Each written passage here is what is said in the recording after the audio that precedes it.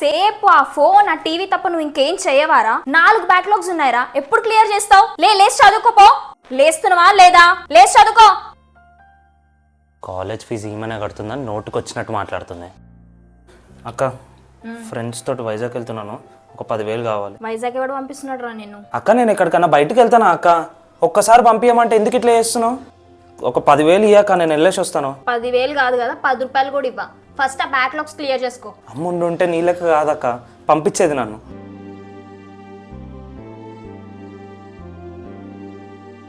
అరే మా అక్క పైసలు ఏమంటే సాగు కొడుతుందిరా.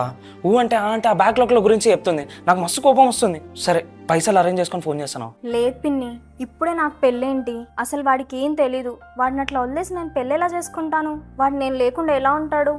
ఈ టైంలో నేను పెళ్లి చేసుకోవడం కరెక్ట్ కాదు పిన్ని. వాడి లైఫ్ సెటిల్ చేసిన తర్వాత నేను పెళ్లి చేసుకుంటాను పిన్ని. అప్పటి వరకు దీని గురించి మళ్ళీ మాట్లాడకండి. అక్క ప్రేమ అమ్మ ప్రేమ లాంటిది అని ఊరికే అనలేదనుకుంటా. మీకు కూడా నాలాంటి అక్క ఉంటే తనకు షేర్ చేయండి.